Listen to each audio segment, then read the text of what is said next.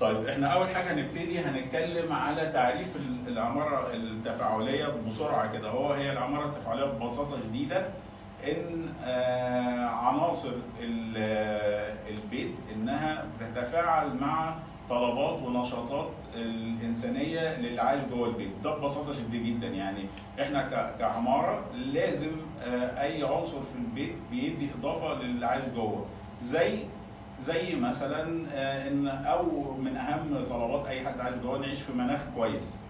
المناخ المناسب ده هيجي من فين؟ اما علاج للحوائط، فمثلا واحد هيقول انا هعزل الحيطه، او واحد يقول انا هعمل فراغ جوه الحيطه، فده بالتالي ادى الى ان الحيطه بقت بتتفاعل مع طلبات الانسان اللي جوه. في واحد تاني هيقول لا، انا هشتغل بان انا اوجه فتحات الهواء وهشوف فين الشمال والجنوب وهعمل فتحات صغيره وكبيره عشان يحصل تيار هواء. ده برضه واحد حاول انه يحسن المعيشه للبني ادم اللي عايش جوه. فده كلها بتندرج تحت العماره التفاعليه، اللي انا قدرت اخلي عنصر من عناصر المبنى بيتفاعل مع طلبات الانسان اللي داخل جوه. طبعا انا بتكلم على عنصر بسيط، ولكن كل عناصر المبنى كل واحد بقى كمعماري بيقدر انه يحط علاج مناسب ليها. طيب العماره التفاعليه دي الاسم ده انا يمكن صغت الكلام، ولكن هو اساسا ده جوهر عماره المهندس حسن فتحي.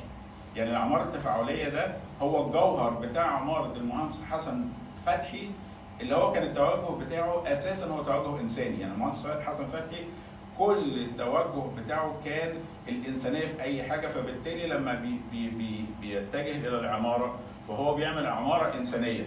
يعني ده العنوان بتاع المهندس حسن فتحي. طيب عشان يقدر يترجم الانسانيه دي بيبقى من خلال عناصر المبنى، بيبدا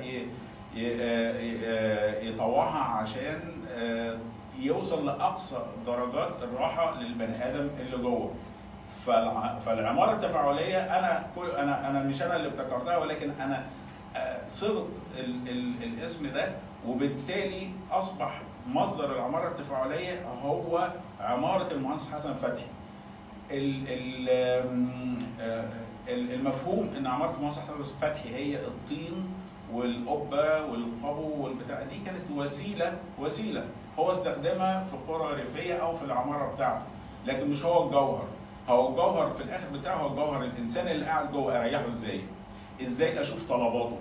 هو ده اي معماري هيشتغل لازم يكون هو ده اللي بيبص له. احنا المديول بتاعنا الانسان في العماره، فبالتالي لما نتكلم على مدرسه المهندس حسن فتحي المعماريه ما نبصش للقبه والقبو والطين لا، المهندس حسن فتحي اشتغل بالحجر واشتغل بالطين، وقد يكون اشتغل في بيت في السعوديه كان في مزج بين الخرسانه والحجر. فالموضوع العماره التفاعليه مالوش علاقه بالخامه، هو ليه علاقه بفكر، هو منهج فكري. يعني ودي الحته اللي احنا نقدر نتكلم فيها. وانا سعيد طبعا بوجود طلبه النهارده، لان هو ده المنهج اللي انت تقدر تستمد منه الفكر التصميمي بتاعك، اللي هو التوجه الانساني بتطبيقات العماره التفاعليه. ان انا سواء بقى انا شغال خرسانه، طوب، حجر، طين، خشب، اي حاجه، انا التوجه بتاعي ان انا اخلي عناصر المبنى تتفاعل عشان تريح الانسان اللي جوه. فبالتالي احنا لما هدي مثال بقى لحاجه في الطبيعه على العماره التفاعليه، هيكون اول حاجه بالنسبه لي هي حاجه من يعني الحاجات المهندس حسن فتحي، اللي هي اللقطه دي هي قد تبدو انها يعني بسيطه. هو ده منزل عقيل سامي، ده اتبنى في اخر السبعينات اول الثمانينات، من الاعمال اللي هي تعتبر المرحله الاخيره بتاعت حسن فتحي، اللي هي البيوت الخاصه. اللقطه دي بالنسبه لي اقدر ان انا يعني احسن لقطه اقدر اتكلم فيها على يعني على فكر حسن فتحي في العماره التفاعليه.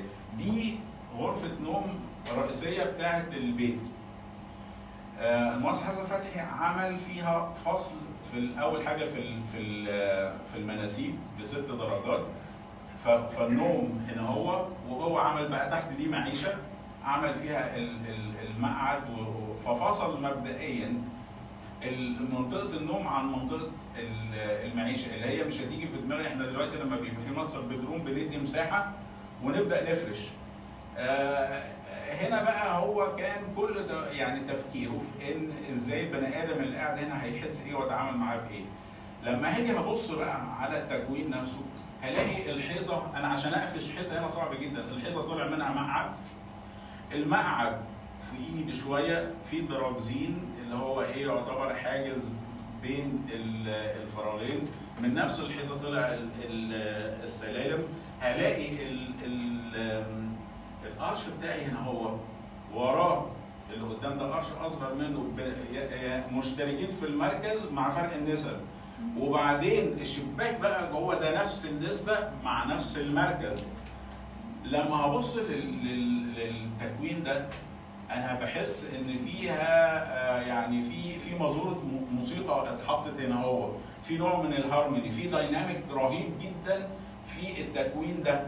ده تكوين واحد فكر وحاول انه يعني بيتفاعل مع طلبات البني ادم اللي عايش، اللي هي الماستر بدروم بتاعته، فبيحاول انه بيدور على ازاي ان انا هعمل له تكوين يريحه.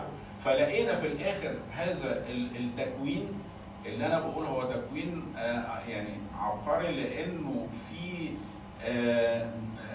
نوع من يعني الفصل في الاستخدام، نوع من التدرج البصري، نوع من الهارموني والدايناميك، غير اللي بيحصل دلوقتي ان انا بدي